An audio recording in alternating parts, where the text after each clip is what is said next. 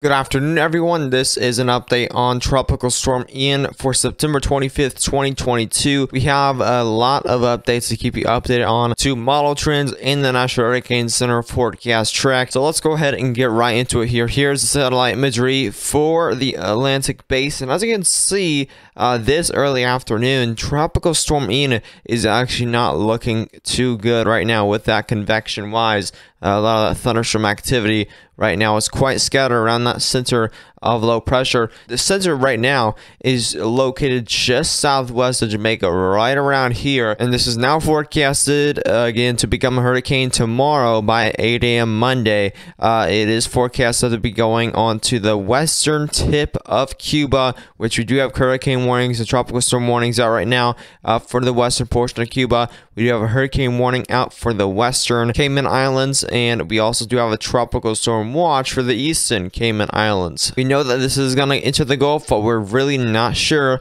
where exactly it's going to impact Florida. Now, it definitely could go onto the panhandle of Florida, or it could also go into Tampa Bay, or it could even go even more west. We do have lots of tracks, lots of possibilities we have to watch over the next several days. Here's the 5-day graphical tropical weather outlook. There's Tropical Storm Ian, which currently has winds of 50 miles per hour and a minimum central pressure of 1001 millibars. This is currently moving west-northwest at about 12 miles per hour, moving definitely very close to the Cayman Islands. Again, that will be headed towards Cuba around Tuesday. About 8 a.m. Tuesday is when you could expect that in Cuba.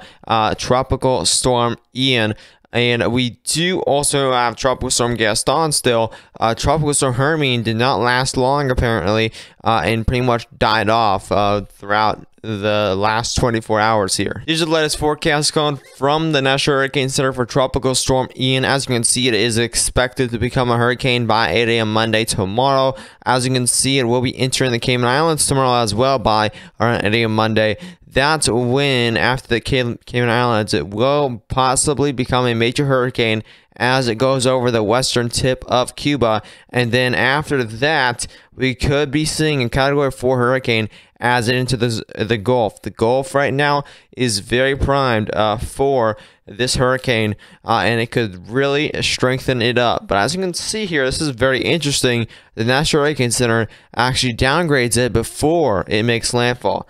And the thing is, we do have a large area of wind shear up north that will be moving down, which, if it heads this far north, that could very well weaken it before landfall, which is a good thing, of course. And we also do have a cold front that, combined with this wind shear, that's going to be moving into Hurricane Ian right before landfall. But if this does make a much more kind of eastern track, we could see some definitely bad news for the western coast of Florida, more of these areas between Tampa and Fort Myers. Again, we are seeing this forecast right now, but this definitely changed. It was originally around this, it was originally kind of this path here we were seeing, but again, that forecast changed. Like I said, this could definitely change back again, so we have to continue to watch it extremely closely and see what the models say throughout the next couple of days before we do lock that forecast in. So far, rainfall potential here for the next 3 days has increased for mainly the Gulf of Mexico. As you can see, we are seeing about 2 to 4 inches of rainfall for mainly those outer bands, and also thunderstorm activity going on in the southern half of Florida. Really not, we're not seeing much of those main rainfall totals from actually Hurricane Ian, but we are seeing rainfall totals for Cuba. As you can see, for Cuba, we could possibly see 6 to 10 inches of rainfall throughout the next 3 days for the western tip of Cuba. So that flash flooding could be one of those concerns. Also, damaging winds, hurricane force winds are expected in western Cuba, and it is going to be Category 3 force winds. So it's going to be a very strong hurricane heading through western Cuba. So I hope those people are prepared. We do have a flash flooding potential here that has increased throughout the next 3 days. This is day 3 excessive rainfall outlook. So this is going to be on Tuesday.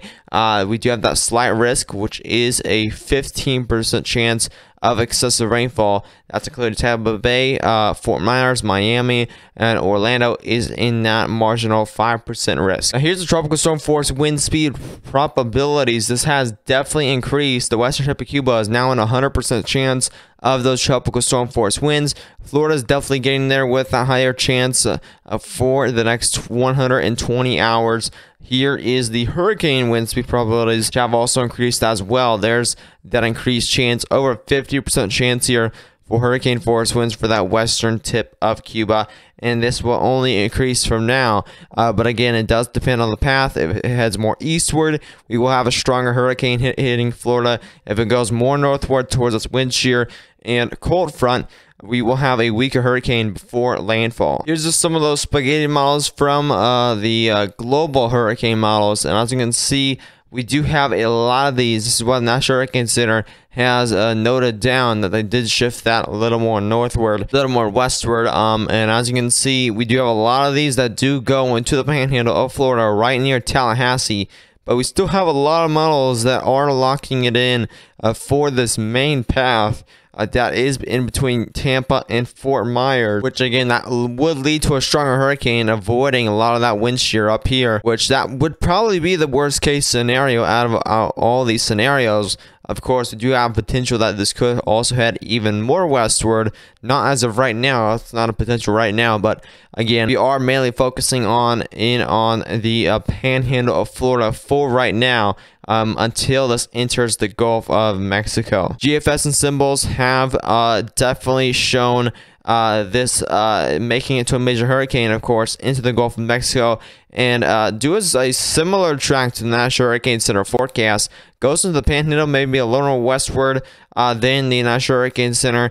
But as you can see, weekends really notices that wind shear and cold front up north there. Now here's the model intensity guide. This is all the hurricane models combined into this graph here, and this is showing the maximum strength they get to before they start weakening. And as you can see, by around hour 72, you can see that category 4 hurricane. This is the National Hurricane Center has forecasted the category 4 hurricane for a while here, for just after Cuba impacts. We will see that category 4 hurricane status according to the National Hurricane Center.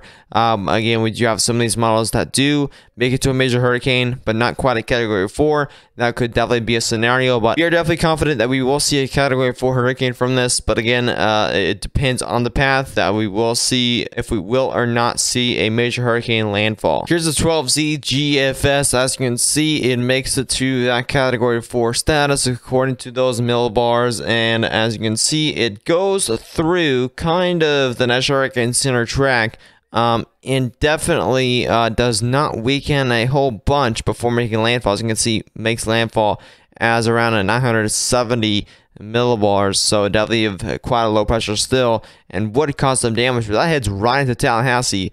So right now, as you can see, let's go and look at the European model real quick, and European model has been trending this heading into Tampa Bay a lot. This hasn't really changed from the European model, and the European model is definitely quite a reliable model, which is concerning because we don't know exactly where it's going to go. We definitely need this entire area here to prepare for a possible impact. That entire area needs to prepare for a possible impact in case this makes an eastern turn, in case this makes a much more northern turn. We don't know as of right now. We do have that general idea that it is going to impact somewhere over in there in the coast of Florida, so we do need people to definitely continue to get prepared for a possible impact. If you even don't get impacted by Hurricane Ian, at least you would be prepared if you did. So have that plan in place. Make sure to figure out what evacuation zones you are in, and listen to the local officials